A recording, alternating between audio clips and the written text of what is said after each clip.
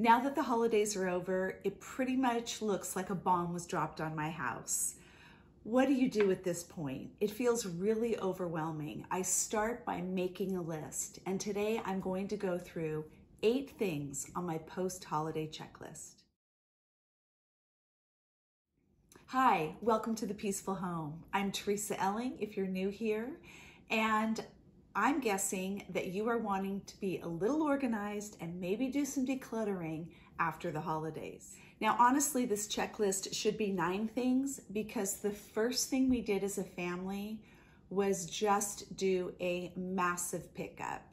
Just trying to sort through trash and toys and gifts and have everyone take their stuff to their own rooms, their own spaces, get all the trash taken out, make sure dishes are done and laundry is started, and be able to see the floor again.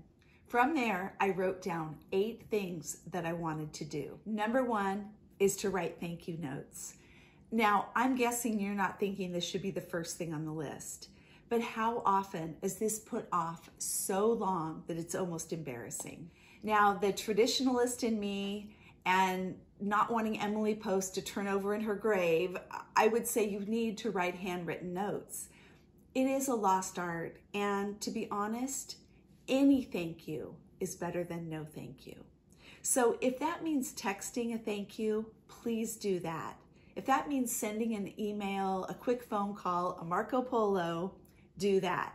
But if you have the time to jot a quick thank you note by hand, it's so personal and special. Once you do that, you can move on to number 2, which is putting gifts away.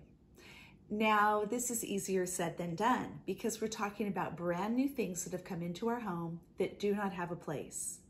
And we want everything to have a place. This is a great time to declutter because let's say that you got 2 new board games and your board game closet is full. Well, then something's gotta go. Don't decide I'm gonna get a new bin for more board games. Declutter, get rid of some things that you don't use as often. Same thing, say with socks. I just got a half dozen new boot socks that are so cute, but they won't really fit in my drawer. Well, I could get a cute basket and start adding extra socks in that, and now I'm just back into cluttering up my life. Use containers, drawers, bins, cupboards as your space requirement. So if my new socks won't fit in the drawer, then some of the old socks need to be donated. If you find yourself moving a gift around and it just can't seem to find a spot, ask yourself if this is a gift that you really plan on using. So often we think we can't donate a gift that was given to us, but really, if you hang on to it, if you shove it in a closet for a year, then you can donate it. That doesn't even make sense. It's just that mentally we somehow feel like we hung on to it for long enough. We put up with it for long enough. We worked our way around it for long enough that now we can donate it. You know, this world is vast and huge, and there are so many people, personalities, vast interests, and it's very hard to pick exact gifts that people will really be able to use. Acknowledge that someone loved you enough, appreciated you enough to give you a gift. That is the gift in and of itself. And if you need to regift it or donate it, do that so that someone else is blessed by it. It doesn't take away your appreciation of the giver. Putting away new gifts also helps you really take a look at what you have and shows you areas that in the future need a serious declutter. Start making a list now for the new year. And number 3, take care of all of your gift wrap and trash. Most families I know of overload their trash bins, and so just make sure that you're mindful of filling up bags, putting them out, and getting them emptied as soon as possible. Take all of your gift wrapping, tissue, bows, bags, decide what you want to keep for next year, and donate the rest. If you saw the previous video in my thrifting series where I went through my gift wrap, you know that I always take some time to sit down a day or 2 after Christmas. I usually watch a Christmas movie and I flatten all my tissue and wrap up all my bows, and I get everything put away. And this year, for the first time, I combined my regular gift wrapping with my Christmas wrap. So I get everything tucked away inside of this chest. Number 4, clean out your fridge and pantry. Now, we did this before the holidays to get ready for all the new foods that were coming in. And usually after such a week or two of excess, hopefully not a whole month of excess, but the holidays are a lot to handle with food just coming at you from every direction. And there comes a time when you just need to say, okay, enough is enough. These are not foods I normally eat. It's time for these things to be cleaned out, maybe taken to a New Year's potluck, thrown in the trash, finish up leftovers that your family will eat, and clear out space for new, healthy food. Number 5, I transfer things to my new calendar. So I just picked up a new 2024 calendar. And after years of getting away from the Happy Planner, I am going back. If you're interested in a video about this, let me know in the comments below. I would be happy to show you what I've done in the past and why I'm going back to the Happy Planner. But I do really love this planner, and I feel like I actually was not as organized in the last 3 years when I was not using it. I prefer monthly weekly, which means it has a large monthly spread and then the full week at a glance. And I love this planner because it's broken up into 3 sections, which you can customize any way you like. It could be morning, afternoon, and evening, or it could be errands, to do, and menu. Just anything you can think of, you have 3 options for each day. The main thing that I do this week is I transfer all of the important dates, birthdays, anniversaries, dentist appointments I've already made for the new year, and I get all of those put in my new calendar. Number 6, as you are preparing to clean up Christmas decor and get it put away, pay attention to the things that you did not use. Were there any decorations that were left in bins or boxes? Why? Why did you not put out those things?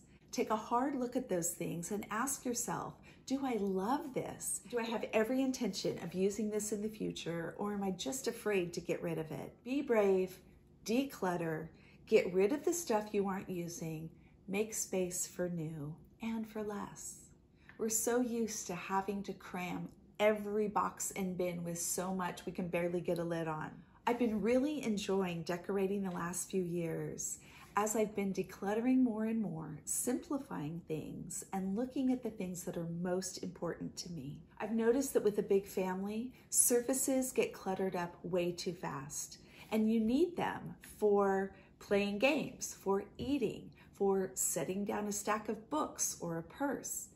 And so when every surface is covered, it really makes it difficult for your decor to shine. For me, I've realized that I love greenery and lights more than anything. And so that's my top priority, to get greenery up above my windows, on my mantle, and to do my picture shelves. This has really allowed me to get rid of the little trinkets and tchotchkes and things that I just don't have room to put out. The decluttering of unused things should really happen first, but then as you're undecorating for Christmas, look at the things that you use this year. Do I plan on using this next year? Does something need to be fixed? Make adjustments as needed as you're packing it all up.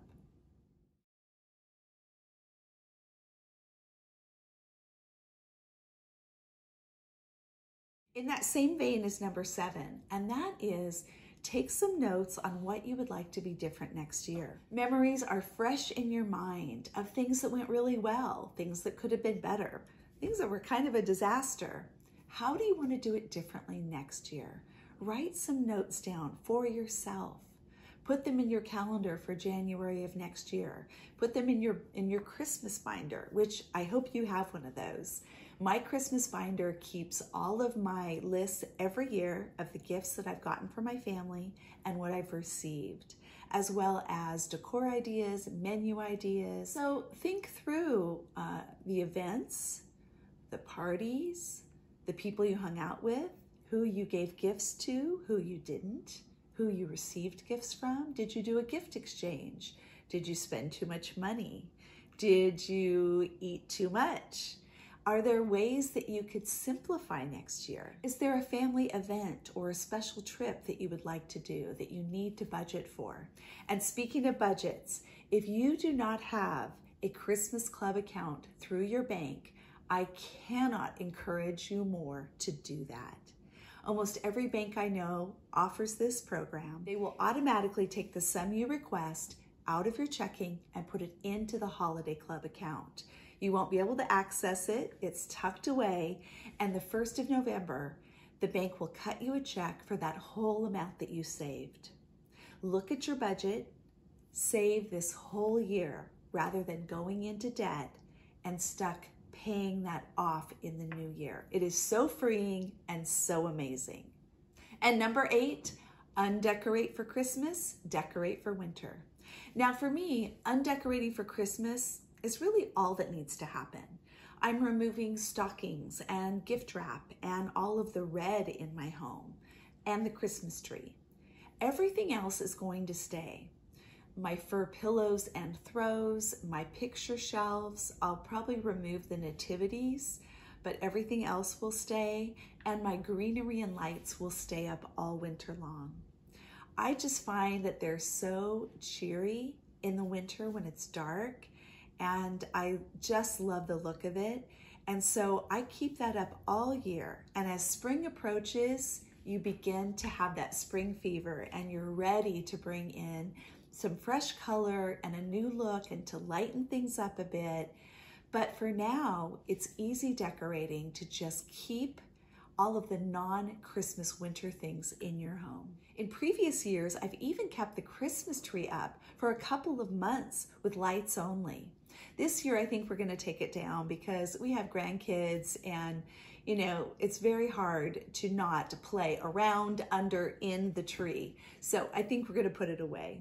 Continuing in my thrifting series, I've got another video coming up on my Currier and Ives Christmas. I cannot wait to share with you some of the thrifted gifts that I received.